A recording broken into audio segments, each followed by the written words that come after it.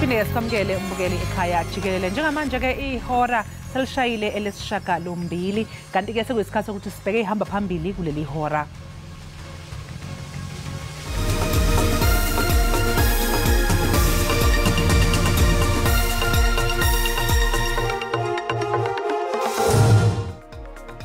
Uvuyiso Tyaliso uqokwe njengosihlalo we-ANC esifundazweni Western Cape engqungqutheleni ebibanjelwe eKapa.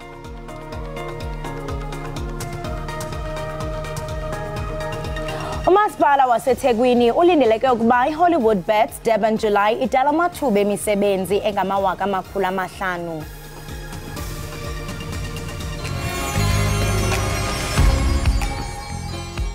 Ndibhodla njekaloku ndikhula ngokundivumayo. Ndibhodla madoda ndibhodla ndibhavumle kudideka ingwevu nengwevukazi. Zibuyele ekhaya.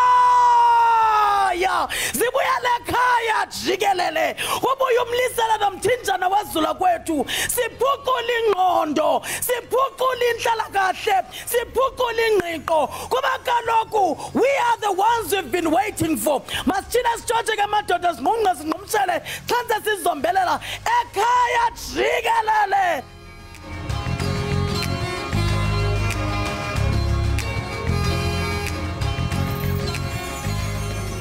Izolo i-African National Congress yaseNtshona Koloni iqukumele inkomfa yephondo ibilindwe ngabomvu yaze ekugqibeleni yonyula amalungu amahlanu aphezulu ephondo kunye namalungu ekomiti elawulayo ephondo emva kokukhokelwa yikomiti yethutyana yephondo kule minyaka mine idlulileyo. It was a big turn of event or surprise. It was not expected because we know that coming to this conference in the weeks leading up to it, we've never heard of his name coming up as a leader or a prospective person who might be elected. So it was a bit of a surprise. Similar thing happened in KwaZulu-Natal with the election of the current chairperson of KwaZulu-Natal. He also stood from the floor. So it's not something unusual, but it's something that was very surprising. We know that for a very long time, the ANC in the Western Cape has not had a leadership that has been elected. They have interim structures. Mr. Jikelele has been a leader of the ANC in the metro region. He was actually the secretary of the region for a very long time. And therefore, I think he's aware of the structures of the ANC. But we would know that in that region was disbanded because of factionalism. And he was at the center of it. One is hoping that as a result of now his elevation to the provincial chairpersonship, would then ensure that he unites the ANC, because it is in the interest of the ANC to be united, to work together, to develop a program that talks to the needs of their constituencies in the Western Cape, because they've lost a lot of constituencies over the years of instabilities, factionalism, internal fightings, and all of that. So he's got a huge responsibility of uniting all those different fractions. Iningi lalabo abagaqele isikhundla sakwengamela izwe iZimbabwe sebanikele enkantolo beyomangalela yena uhulumeni waseZimbabwe kanye nekhomishana engamela ukhetho kuleli yazwe. Laba bakhala ngokuthi imba eqolo imali ekhokhwa uma ngabe ungenela umbango wesikhundla sokwengamela leli yazwe. Bathi ke lokhu kukhombisa ukucwasa futhi kuphambene nomthetho sisekelo. EZimbabwe ke mbukela uma ngabe ufuna nje ukungenela ukhetho ukhokha imali ebalelwa ku375,000 kanti futhi kuphinde kubizwa futhi enye ewu20,000 ukungenela ke umbango wokuba yilungu leParliament. Abantu abayishumi nomuvo abagaqele isikhundla sokwengamela iZimbabwe okufaka phakathi ke umengameli uEmmerson Mnangagwa kanye nembangi yakhe enkulu uNelson Chamisa bakwazile ke ukufaka amaphepha abo okubhalisela lolu khetho ngempela sonto. Bantu cishe abalishumi nanye abahlulekileyo ukuthi babhalisele ukuthi bakhethwe ngoba befuna ukuba nabo ngomangameli kuleli yazwe. Isizathu ke kuyikuthi iningi labo kalanelisi ukuthola US $20,000 dollars okufanele ukuthi umuntu ofuna ukuba ngumongameli awukhokhe ukuze naye abe nelungelo lokuthi akhethwe. Yebo ukukhalaza kwabo kusemthethweni kakhulu ngoba isizalwane saliphi naliphi ilizwe sivumelekile ukuthi sikhethwe njalo naso sibe ngumongameli uma sithanda. Ikakhulukazi ngoba makwenziwe umuntu makudinga ukuthi naye abe nelungelo lokuthi avote akhethwe kuba khona inani labantu elidingwayo ukuthi limqoke ukuthi hayi lo muntu siyamfuna. Kanti ke leli indaba yemali le iyinkinga enkulu kakhulu ngoba isihamba ihlukumeze amalungelo abo ukuthi bakhethwe, ngoba omunye nomunye umuntu oyisizalwane saliphi naliphi izwe unelungelo lokukhetha. Kodwa lokhu kusobala ukuthi kusho ukuthi umuntu nje ngeke akhethwe uma engenayo imali. Lokhu sokuba libandlululo olungavumelekile kuyisekela mthetho saleli yazwe kanye namazwe wonke nje jikelele. Kukholeleka ukuba iqela leCope limkhuphile uWilly Madisha njengelungu leqela. Iindaba ze-SABC zifumanise ukuba ngenxa yeyantlukwano yalombutho ibambe intlanganiso ezimbini ezahlukeneyo ze-NEC. Umzwani Lehleko uyanaba. Today we had a meeting of the Congress National Committee. Madisha was part of our meeting. As far as we know, Madisha is still the member of the party, not just a member, a deputy president of the Congress of the People. But the outgoing president, Musiwa Lukota, and his friends were meeting somewhere. They decided to announce that they have terminated the membership of Date Madisha, which is not true. The fact of the matter is that COPE always, when we approach congresses, that Deliquata does not like democracy. You can see from the beginning of COPE, he will run to court or he will do funny things. Now that is what is happening. He has called his friends and they took a decision. In any organization, leadership is elected in congresses. We were elected in a congress in Bloemfontein. We are running our term that is coming to an end in January next year. But in terms of the COPE constitution, there is a calendar for congresses that between April and June, all provinces must have gone through their provincial congresses, and in July, the National Congress must sit in a year that presides elections. So this is that year. Now, the Deliquata knows that he is not going to hold an office again, but is trying to have friends who are going to just destabilize the party, that we must not be able to go to the Congress. The way forward is that Date Madisha and us were busy launching, making sure that congresses are held in provinces, and we're going to a national Congress in July, end of July. And that is the Congress that is going to tell us who is the leader of the party. But for now, as far as we know, majority of the CNC or all CNC members were in a meeting today, except in the Deliquata and the chap who's calling himself acting secretary. I don't know his status because the last time I checked, he was the secretary of Limpopo, which his term ended in 2019. So he is no longer having any standing in our party. The Deliquata has not accounted for the monies of parliament. And it's an issue that we are taking it up seriously. He's trying to create all these stories. IEC has already raised the point to say we have not accounted as the party. And we're investigating him for that because he's a party leader there. He's not in parliament, he's taking the money of the people.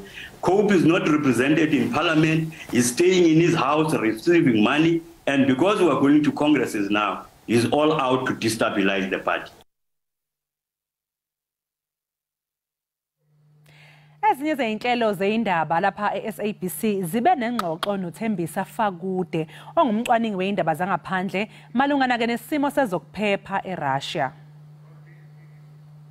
It was basically flexing muscles, showing off the power by the Wagner Group that they are actually in charge. The fact that they managed to travel using the road till about 200 kilometers away from the capital, Moscow, tells you that, one, you have a military, that is Russian military, that's not willing to deal with Wagner Group, or that also demonstrated that there isn't much support of Vladimir Putin as many Russians would have thought. When the Wagner Group left this morning, they had people lining up the streets and clapping as if heroes were leaving the country, notwithstanding, of course, that they find themselves exiled in Belarus. But the actions and the unwillingness by the military to deal decisively with this mutiny raised a lot of questions, particularly on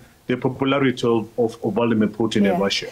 Well, troops were pretty busy in Ukraine. Presumably, Putin would have had to call troops back if there was a real threat. Could this have been a surprise? Because that would also then suggest there's a failure of intelligence, or he doesn't really know what's going on in Ukraine. Yevgeny Prigozhin has been making these statements for the past couple of weeks. So Putin certainly knows about what he has been up to. He has been criticizing the military. He has been shouting and screaming using various social media platforms about the lack of supply of ammunition. So there has been, it's public information now that he has been defying Vladimir Putin. So Putin knew about this, but I think what caught all of them by surprise was yesterday's move when he started leaving Ukraine into Russia on what he called the Justice March towards the capital. I think it caught many people by surprise. It also caught a lot of Western powers by surprise, including the media. Nobody knew exactly what was going on. People were thinking that by end of the day yesterday would have reached or been knocking at the gates of Kremlin and doing what precisely he wanted to do, which was basically topple the government. Well, before my next question, was there a chance, if they had not turned back, if a deal had not been brokered, was there a chance that Moscow was under real threat, that Moscow could have fallen yesterday? Well, depends on who you ask. If we assume that the military leadership and most of the military supports Vladimir Putin, there was absolutely no chance.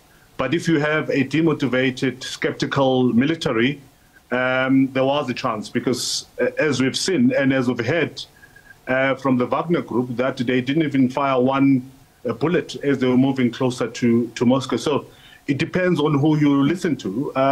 But if you look at the size of the military, the Russian military is over 1 million, and the Wagner group claims that they've got over 50,000 or so foot soldiers. So there was no chance, given, of course, that all favors Vladimir Putin in terms of military support.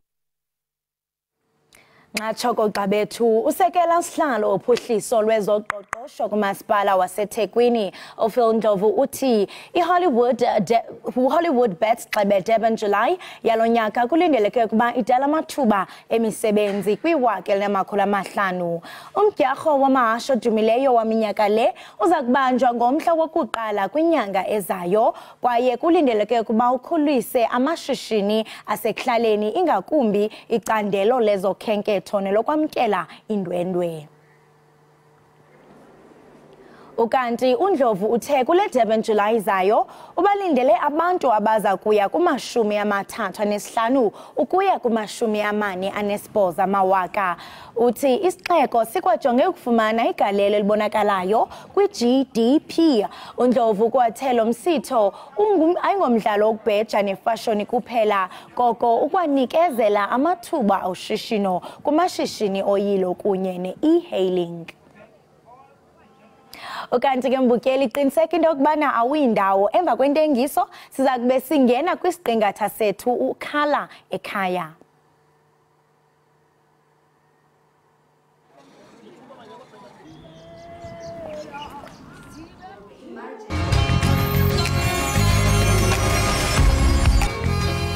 Siphinde sikwamukele mbukeli, siyabonga kakhulu ukuthi usahlezi nathi la ekhaya Jikelele.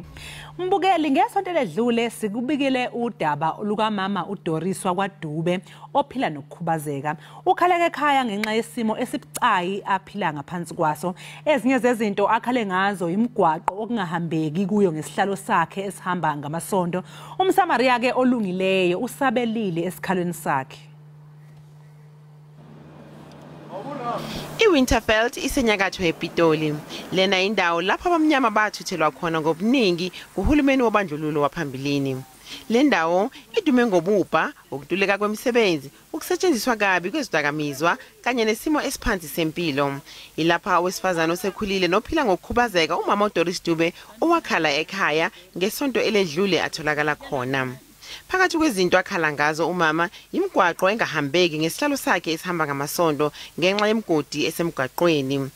Inhlangano engenzi inzuzo uMvelinqange inakekela abaswele emphakathini waseWinterfeld kanti yona inenhlelo ezihlukahlukene zokuhlangabezana nezidingo zabantu okubalwa kuzo ukunakekelwa kwabantulayo, ukunakekelwa kwezingane nasebekhulile, ezemfundo, ukuhlonyiswa kwabasha kwezamabhizinisi amancane kanye nezemidlalo.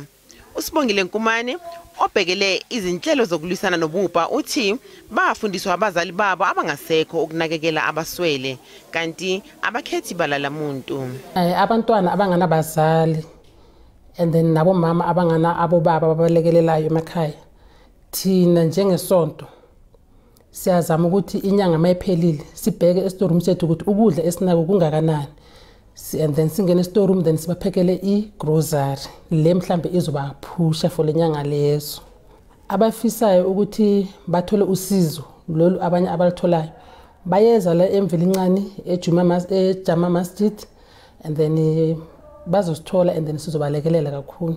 Kunezinye izinto emergency na uthi mawubhekile vele akunakuthi umuntu ungambeka uthi hayi ngizokubona ekuphileni kwenyanga, ukuthi makukhona vele immediately samnceda umuntu.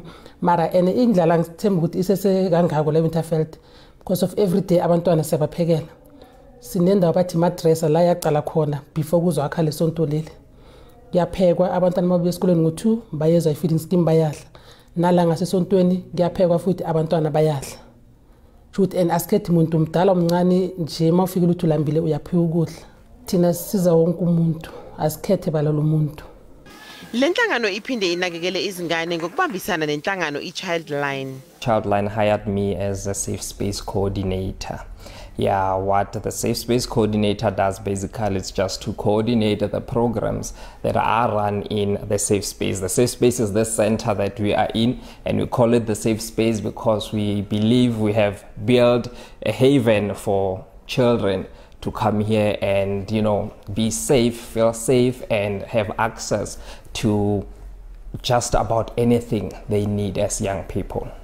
Uthi iWinterfeld njengengxenye yomkhandlu dolobha iTshwane iyona enendingeko enkulu uma kuziwa ekunakekelweni kwezingane kanti imisebenzi iyabonakala. Mo Winterfeld mo haneretla in 2019 re tliswa ke the need ere boning mo Winterfeld. Basically program ere ranang, it's what we call a need-based program. Seo se ra hore somebody will research and then our high snaira research a bona hore no go Winterfeld go tlhokeha 1 2 3, and then that's how we came to be. Now dilo tse di tlhaheletse mo researching eo, the biggest one in ele increase ya HIV incidents mo Tshwane, basically not just Winterfeld, mo Tshwane, especially amongst young people. So ya nna gore ha re tla ka program e leng hore e tlo addressa the increase ya HIV incidents mo Winterfeld. Re from 2019, and so far we have attended to about 40,000 cases of young people, even though not all of them were HIV related, because HIV, bear in mind there are also underlying issues towards this issue of HIV, and then those underlying issues are like poverty, you know, like illiteracy and lack of access to certain facilities. So in addressing those, we reach out to the over 40,000 children mo Winterfeld. It's actually around Tshwane, and then as we reach out to these kids, we have placed the program in place telling her the address the issues steadily more Winterfeld. Now with the issue poverty, it's one of the underlying issues towards the bigger problem here. Ukususa abasha emgwaqweni nasezenzweni eziphambene nomthetho, inhlangano uMvelinqange ibagcina bematasa kwezemidlalo. Ibhola lomqakiswano emantombazaneni nebhola lezinyawo ebafaneni. Nakuba inkundla zezemidlalo zingekho esimene esihle, abadlali bebhola abasebancane abaphuthelwa ukuzozilolonga. Lenhlangano yathinteka udaba lukaMama uDoris Dube yasabela esikhalweni sakhe. Umphathi walenhlangano Amir Rahim Kulungile Nkumane ophinde abe umholi webandla lwenkolo yobusulumani, kanti yena uthi njengenhlangano nenkolo banesibopho sokunakekela asebekhulile ngoba yilokho okufundiswa uNkulunkulu. You don't have a scope of work. You must be holistic in approach. And then what you do is you identify the problems of the community, and then you try as much as you can to coordinate resources and solve that problem. You know, we've witnessed and identified a lot of problems in our community. In particular, you can start off with the elderly in the community. They are not taken care of. You know, that's why we even went ahead and tried to do an initiative where we have home-based nurses to make sure that we take care of our elderly. Because into leyo ukuthi uthola sometimes ugogo or umkhulu avuka ekseni asuka esibhedlela mafika lapha athola iline yinde ahlale lapha imini yonke. So that's where and then also lento leyo ukuthi thina as Africans umuntu onganakekela abantu abadala man, God doesn't bless them. So we will never be a blessed nation until we take care of our elderly. So what we did, we have home-based nurses on site that every day they go to the community and consult, especially the elders. Those who are living on their own, it is through the nurses that go there, through the social workers from here that go there, that we are able to know what are the challenges, which, you know, many challenges they face. Some of them, babathathela amakhadi, or grant, abazukulu bayahlupha, omunye umshiya nabantwana Friday uyahamba uyogroova ubuya Monday. I'm a reality wama community wethu now. So as an Amir and as a community leader, we must make sure we try and flatten the curve of those type of things and see how can we remedy the situation basically. Uthi ukwazi ukuthi sibusisiwe isandla esiphayo kunesamukelayo yikona kubashukumisele ekutheni basukume baphonse itshe esivivaneni. The story of Doris, I grew up in this community, remember, and I've seen Doris what was her struggles, you know. You know, she's been like that most, if not all, her life. You know, she's been physically challenged like that because so she's been using other wheelchairs, and then there was a point in time when I sat with her and I spoke to her. I just wanted to try and understand what is her experience of life. And I found out, the reality is, abantu bayatinega. Sometimes lokubiza, hey, ozongeta, so abantu bayatinega and what. So we had to find a way to Doris must be independent, must be able to move on her own. So alhamdulillah, with the help of Allah, a few of our colleagues and friends, we've come together. And then we try to put together something so that we get her a world-class electric wheelchair. So now, recently, we are telling lamalanga lawa nkumani nginothi nje kuphela sengifikile esibhedlela nginothi nje kuphela sengifike ekhaya. So that is what makes us happy, that you are relieving someone of a difficulty. And then you know in Islam, Prophet Muhammad has taught us that if you relieve a difficulty on someone, God relieves your difficulty. Lo mbiko nokuhlanganisele uMadlamini wezindaba ze-SABC ngise-Winterveld.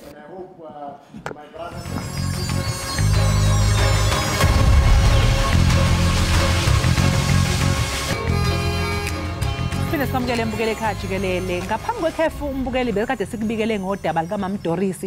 Hayi cha, siyambongela kakhulu. Siyathemba futhi nokuthi ke okungenani usezokwazi manje ukuthi ayihambele azenzele nezinto eziningana. Simbongela kakhulu ke enhlanganweni Imveli Nqangi. Sithi nje nenze kanjalo nakwabanye abadinga usizo njengomama uDoris. Kanti ke nawe mbukeli uma ngabe kukhona okhala ngakho, thintana nathi lapha Ekhaya Jikelele kule nombolo yocingo ethi 084 456 8042 084-456-8042. Hleze nawe ke ungalithola usizo. Umbhali weincwadi uBrenda Ngonyama odabuka eSwatini uke wabhekana nesimo esinzima kunazo zonke kunyamalala ingane yakhe waphinde futhi washayeka emoyeni esazama ukubhekana nalesimo ngesikhathi ke selahlekelwa umyeni wakhe ngoZibandlela ka2020 lokho kukholele ekutheni abhala incwadi esihloko esithi Rise Above the Storm. Sis Brenda, sikwamukele ekhaya Jikelele, sibonga kakhulu ukuthi ube nathi namhlanje ekseni. Ngiyabonga ukuthi ningibite ngijabula kabi ikwekhwezi likhala ekhaya Jikelele breakfast show sekuzoba ikhala kelisha ke ngoba ngini lena ngibita futhi 11th of November ngeke nginikhohle. Yes, ake siqale nje ngokuthi usitshele kabanzi, ngiyazi ukuthi sengeke ngathi ukubathusa kancane ababukeli ngibachazela ukuthi walahlekelwa umntana wakho kanjalo nomyeni wakho, kodwa nje ngisacela nokusichazele ngale ncwadi yakho ukuthi mayilana nani. Le ncwadi le umfana wami bekasebenza independent like bonke bantwana, wahamba ahlala lela ahlala khona kuze nje just before singene COVID wabuya wathi mama, hey umsebenzi uyaphela ngicela kubuya ekhaya. Angithi benda njalo vele kumakhamba kabi babuye ekhaya. Ngathi no buya. Athi okay ngiyabuya. 2 weeks before sihambe se-COVID abuye sihlale singene COVID sihlale sonke ekhaya kube kahle. Mina manje mase ngihamba sengibile emsebenzini soyisele yini. Makasele ngiyambona ukuthi ulahlekelwa lithemba wahamba applyela le mali le government le 350 wangayitholi kwamshaya kakhulu kanti futhi makase university eRhodes yake yambamba depression kancane. Ngambona ukuthi lo muntu ngathi ulahlekelwa nalithemba, ngiyamtshela onke malanga kohamba phela buka phela funa yenda ukuthi angangilaleli. Umbone and beka ngumuntu lothulile utavele nje akubuka ukuthi achubeke nempilo endeleleka kufunako. So ukuthi 2020 December ngiyahamba ngemsebenzini, mina ngumuntu lojimako kakhulu vele, hamba ngijime naye bengisuma ngiphuma mina naphume ajime kuthi mase ngimbona ukuthi ngathi isimo siyamjikela kakhulu wangabasaya kujima bekavuka instead athathe andemanda yakhe lashisako mina ngiyahamba ngiyojima afake enkomshini asazi blanket ayibeke la ingubo ahamba uhlala khona mase ngihambile mina bese uyabuya ungena endlini endeleka kwentako. So ende njalo ngimbona ukuthi ngithi hawu awusayini ukujima, ngithi mangimnika imali ukuthi ayohula angahuli.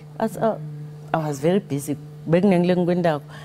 Ngasiphile ngase wena sofuna give up njena, you can't, ngeke ugive up manje. Wayeselahleka kanjani pho? Wathi makasuka la ngalimbe ngahamba nje ngemsebenzini, mangibuya emsebenzini ngiyabona ukuthi lo muntu lona akakawashi, uyathi sifanele ukuthi kube clean la endlini, t-shirt igcwele, uyambona ukuthi udle ukudla kwasekuseni. Ngibona ukuthi hayi man akufani naye vele uyathi. Ngihlale ngikwathe ngithi ngiyamela lo makabuya la utangithola. Ngibona kushona lishona elanga kushaye bo 8 so umuntu akabuyi ngithi hayi man asise ngimshayele manje ngiyashaya icingo likhalele ebathroom. Hawu ushiye nelicingo ngilale kude umuntu lofikako ngivuke mangene ebhavini ngiyabona ukuthi nanathi impahla lebekangazi ukuthi khiphele ukugcoka azange abasagcoka. Ungazi ukuthi uhambe njengemuntu lo bamjaha ya ngasibe bamjaha kakhulu. Kwabe kuhamba kwakhe ke mangibuya esikhathini esingakanani pho etholakala utholakala esikhathini esingakanani? Akatholakala solo ahamba manje. Sis Brenda, so ahambe ngive kahle ukuthi ngasi ingqondo yami ifuna kungilehlekela ngijime kujima ke kungisithile kakhulu ngoba iBP yami yakhuphuka yaletu. Ngive ukuzobuza vele ukuthi manje umelana kanjani nesimo la ulahlekelwe ingane khona, like umqondo wakho ikakhulukazi la encwadini yakho uyabhala uyagcizelela kakhulu ngerole yokuba umama ukuthi uzizwe kanjani ke lapho njengomama masekwenzeka yonke lento. Uyabona bomama simela bulukhuni lobuningi kakhulu. Kufanele ukuthi uqine ukhumbule ukuthi kunalabanye bantwana bakho futhi la akasiyethwana lo muntu lo bakudzinga bonke nawe uyadidzinga nje kunguwe for wena ngoba le blood pressure itasibulala kuze ukuthi wena kufanele ukuthi utinake wena kuze ukhone kumelana nalesimo lesi utinake kujima ngo kakhulu lokwangisitha ngoba ngathi mangifika eclinic ngiyochecka wafika lo nurse uyabathi ke manesi ukuthi uyathanza kuthetha maka ngithethisa ukuthi manje ngifike kanjani lapha iblood pressure lesetulu kangaka ngathula ngambuka ngoba bengi199 over 98 wathi kufanele ukuthi ngabe use ICU akufanele ukuthi ngabe la ufike njani la ngathula ngathi mase ngimtshela ukuthi ngihamba enkingeni lethi inkinga zami ziningi sisi ngathi manje ngimtshela wabe soyakhala Kuze kube manje sisibrenda akatholakala umntwana wakho. Akatholakali sahamba emotionally. Usana lithemba lokuthi mhlawumbe ngelinye ilanga uzobuya. Njengemtali I think njengamake kunalento lesitshela ukuthi ngiyeva. Yabona enkhabeni. Itangitshela mangabe usofile kumbe. So ngicabanga ukuthi usaphila la khona. Kepha nje ke kufanele sifunze ukuthi timo vele taba khona letimatima but impilo kufanele ichubeke. Manje uqoke nini waqoka nini ukudecide ukuthi you know what I'm gonna rise above the storm njengoba nencwadi isho. Ngangiphethwe nginana inhloko lengazange sengiphathe la ngalimbe emthambama yayishisa bengala ngasencele. Ngeva kahle ukuthi yabona la mangalala la angibona ukuthi ngidawuvuka ngeva ukuthi stroke sikubamba mawulele. Ngathi angeke ngize ngilale azange ngilale ngalelo langa ngavuka ngithi lengathi lekufanele ukuthi gijime ngabona kahle ukuthi yabona la it's either ngiyafa nomuntu angikhanza ngihleli wheelchair manje ngeke mina ngikhona ukuhlala wheelchair vele ngeke ngikhona ngibani lotona kamini naye lo muntu lona utawuhamba mase kabuya sengiyamcabanga nje soyabuya sokuthola uhleli wheelchair yabantu bamfana bathini abude ngathi manje wena ufunani la wheelchair bese sengithi mina ngibekwe nguwe athena ngendeni yini lengihambe nayo yakho ngabe sengithini. Yiziphi sisibrenda mhlawumbe isifundo noma izifundo othe wayithola out of the situation? What did you learn? What did you discover about yourself? Ngidiscover ukuthi ngistrong bamba. Ngidiscover ukuthi ngistrong noma ngisiphi isimo kude mnesimo lesitangwisa kude lenzaba yeti stroke neti stress bantu abakethu thine bomake asesizameni kulwa naso. Uma silwe sitithanze lo mtimba wethu. Kuthi nje uhambe uye esitolo ukhushude lo mtimba ugijime ngoba sitawufa sibulawe ngiletimo lesihambelana nato. Letimo leti sikhathi sibe kakhulu. Timo tilikhuni. Bantwana basigijimisa. Miyeni kunjani siphethe emakhaya. Emakhaya aphethwe ngisokuze siwaphathe kahle emakhaya asitinakeleni. Manje sisibrenda ungathini ke mhlawumbe kumuntu nje naye odlula esimene esifanayo nalesi okuso noma odlule kuso nawe ungam-advise uthini? Ngithi sisibambelela utinake ngalenye ilanga umfana uyobuya ngalenye ilanga simo siyoshintsha kuze sifikele ekushintsheni dinakele wena kuqala. Kumcoka kakhulu ukuthi utithanze wena. Utithanze ngikhuluma nalabanye bangitshela ukuthi abanayo imali yokujimini akathi ngeke ukuthi uze uyokhipha imali. Kusuka la ugijime lapha esitolo usuke la uhamba ushonele ugibele tinsaba emakhaya nihamba nje nehle lo mtima nje uthi uthole inhlitiyo ithole kushaya. Kumcoka lokuthi le nhlitiyo ithole kushaya kahle. Sisibrenda sicela usitshele ke incwadi yakho le uma ngabe khona umbukele ekhaya osesimene esifanayo noma nje othandayo ukuthi ayifunde lencwadi ukuthi angayithola kanjani ayithole kuphi?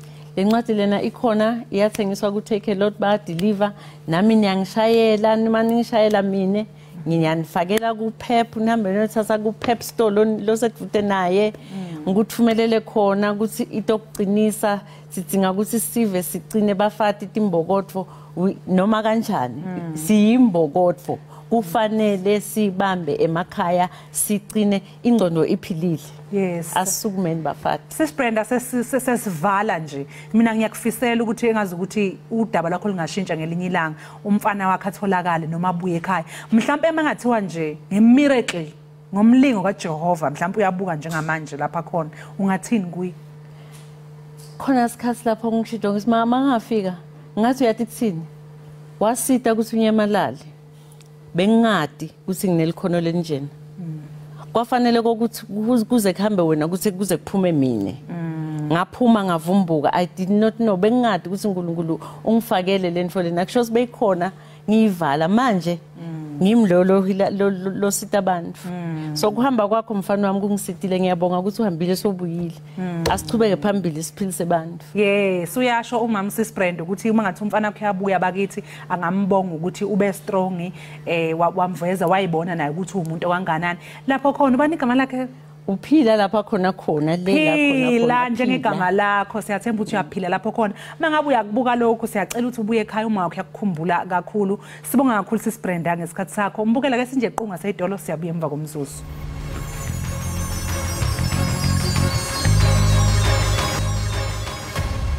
Siphinde sikwamukele mbukeli ekhaya Jikelele.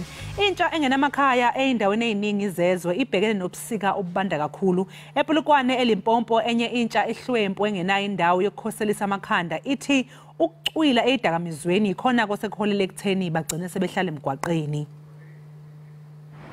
Lona owesilisa uneminyaka ngama-30 kanti akanakhaya ngakho uhlala emgwaqweni. Yena uvuka njalo ekseni ayovubukula imfucuza ukuze athole lokho okuya ethunjini okungekaboli. Kanti uthi walahlekelwa umsebenzi ngesikhathi somshayabhuqe i-COVID-19 okwamholela ezidakamizweni wagcina esehlala emgwaqweni. Omunye osemusha wayeka isikole ngenxa yezidakamizwa kanti ke manje usecela noma ubani ongakwazi ukumsiza ukuba ayeke izidakamizwa kanti futhi uthi akanawo nanomazisi.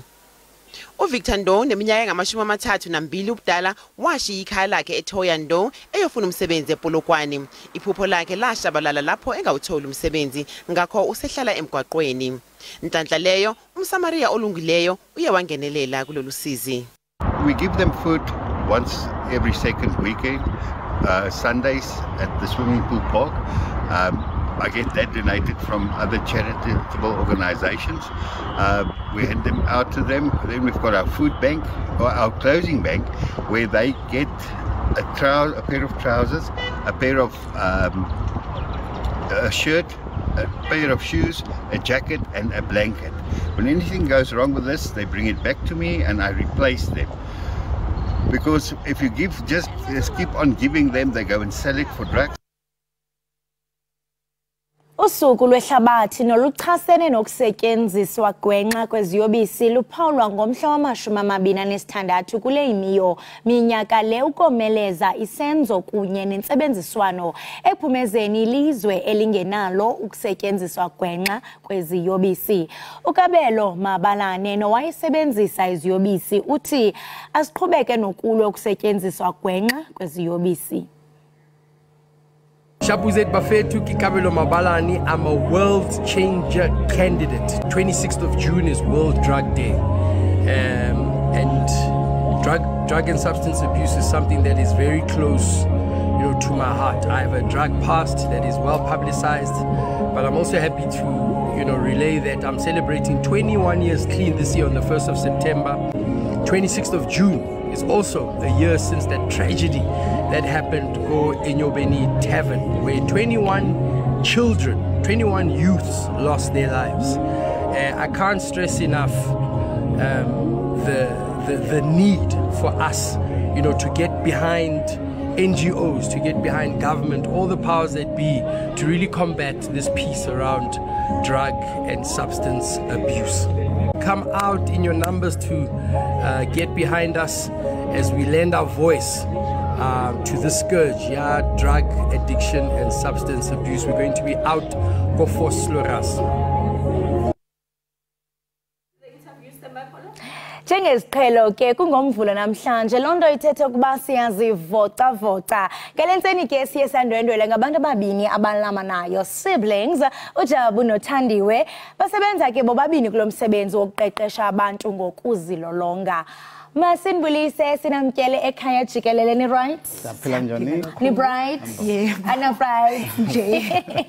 Siyabulela ngokuba sibe nathi yazi xa ndinijongile yazi ngase ningathi vuleka mhlaba ndingene because you are serving body goals. Yenza kanjani into yokubana nibe nizi siblings nisebenze kunye niqeqesha abantu ngokuzilolonga kwaye niye naqala nini? Okay, siqale ngo-2014. Yeah, okay, I started and then ube since adlala ibhola and then he got interested kuma aerobics and then we started working together. Siyaqonda into yokubana kuba khona uhlobo okanye indidi ezahlukileyo zokuba sizilolonge. Ingaba nina nigxile koluphi uhlobo lokuzilolonga? Okay, Tina, what we do esikhathini esiningi we sikuma aerobics.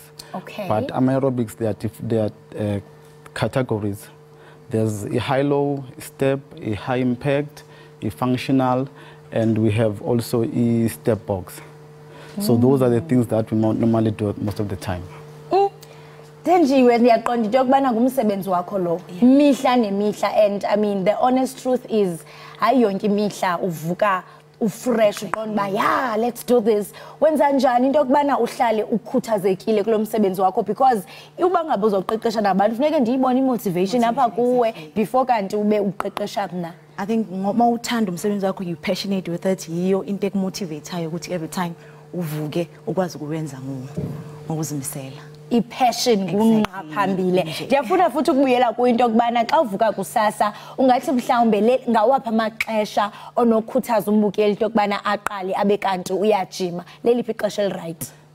Esikhathini esiningi isikhathi esikayithi kusekuseni and nantambama where ingakashisi kakhulu ilanga and ntambama you know that ilanga selisehlele kakhulu futhi. Ilanga also ungatsho mos napha late ebusuku because omnye uzothi ndivuka eli kakhulu mna mhlambe xa ibuye emsebenzini angabe kanti uyajima. True.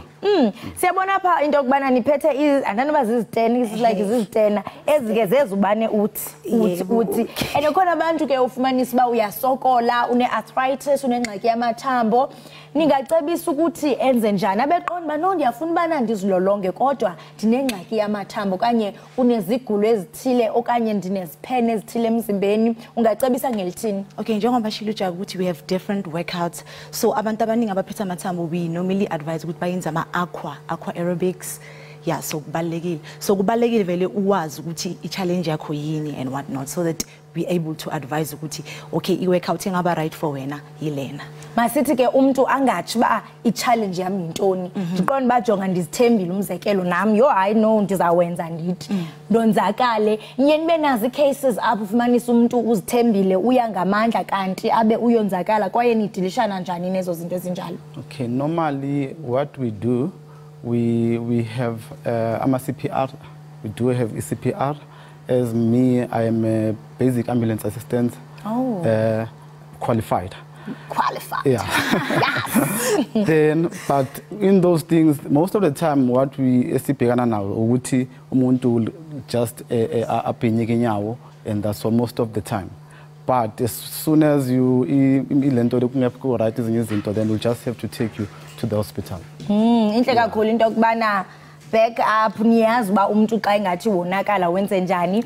Well ababukeli bethu banqangile bajongile into yokubana yintoni enizawusiphathela yona ngalontseni ukuze nabo baxa beqala usuku lwabo baliqale besemandleni ngalo uvocovoco. Ni ready? Yebo siredi. Okay, ndizawushare nababukeli nawe ke mbukeli qiniseka into yokubana sowuzinxibile into zakho kwaye uready ba uzivocavoce. Over to you. Okay, thank you. Okay, babukeli lapha ekhaya kubalekile into ebalekile ekhaya qala it's your safety. Please make sure that you're not too far from your step. Your step must be reachable. You're not too close just to avoid this.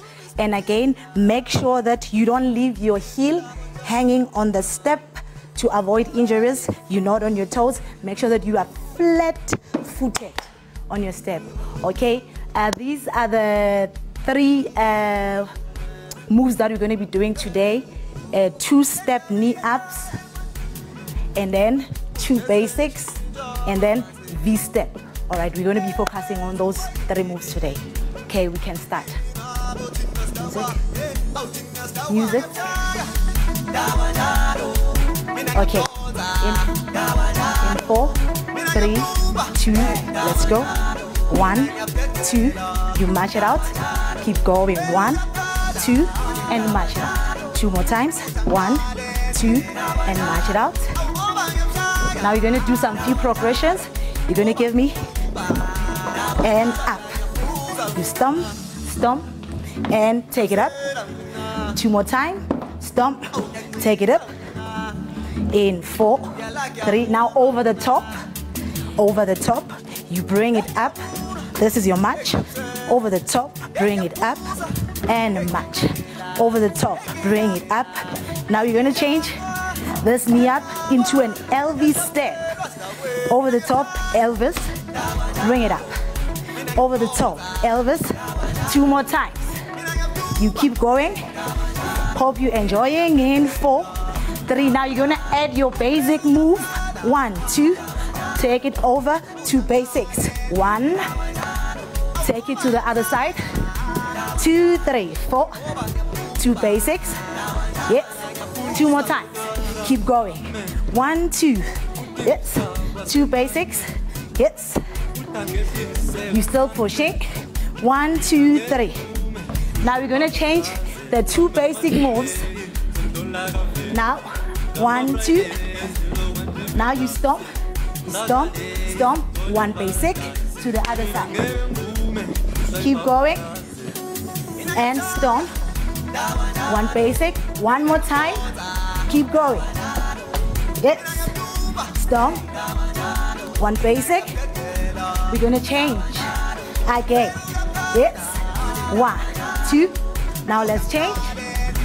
Yes. Remember, if you can't change the move, you stick to your base moves. Let's go. Keep going. And yes. 1 more time. We change. Yes. You stop. Stop. Here we go. 2, 3. Stop. Now we're gonna add some direction. Let's go. 2, 3, 4, 6, 7. 1, 2. Now you mumble. Yes. 3, 4. Now you stop. You mumble. Last one. Yes. Stop. Mumble. For the last time, you change the direction again. Keep going. Yes. And go to the other side. Wow. Maniphabele izandla. And into endiyithandayo wenza ngevibe. Like nam nje bendithi hayi ndizawubukela nje but ndithanda ivibe yokuba keep going. Ha! Ndiyathemba nawe mbukeli apha ekhaya into yokubana uvuselelekile kwaye nawe uye wafumana lithuba wazivocavoca. Siyabulela kakhulu ngale session, siyabulela kakhulu, siyathemba into yokubana ababukeli bethu bathe nqa, ba fresh, ba right. Ngoku masithi qwi evenkileni kodwa ningayindawo. Siyabuya ngongoko. Asiye.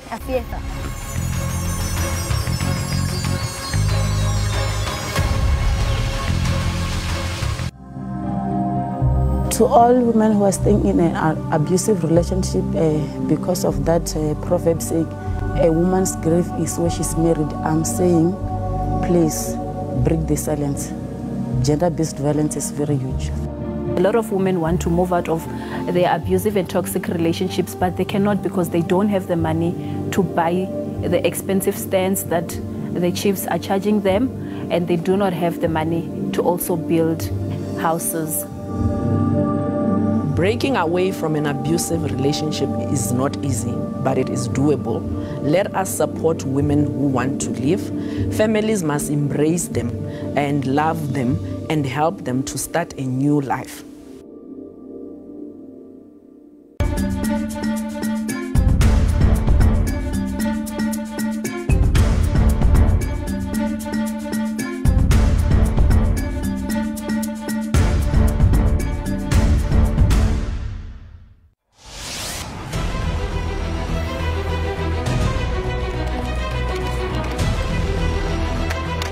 SABC News, hello.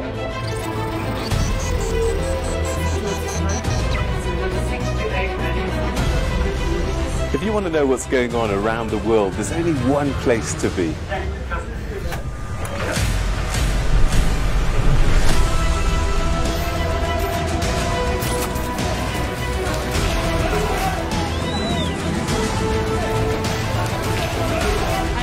Investors are going to be looking out for various key metrics which credit rating agencies find interesting as well.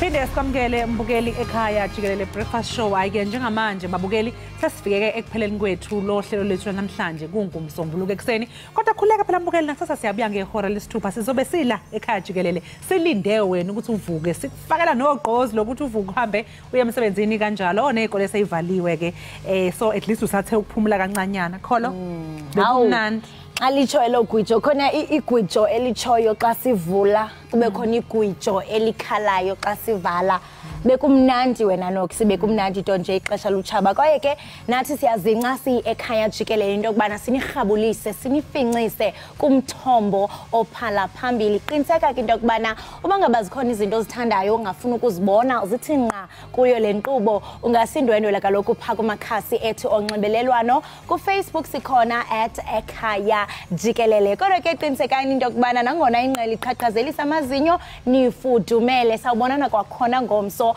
kodwa ke ngaphambi kokuba bahambe wena Noksi bahambe kwindawo ngendawo bakhona kaloku abaka 6 bakhona abaka 7 bakhona abaka 8 nabaka 9 uba ngaba ke uyaphuma uya apho uyakhona qiniseka kaloku into yokubana uyalwazi uqikelelo lwemozulu rhabula ningafinci sinithanda ngothando luka love nisale kahle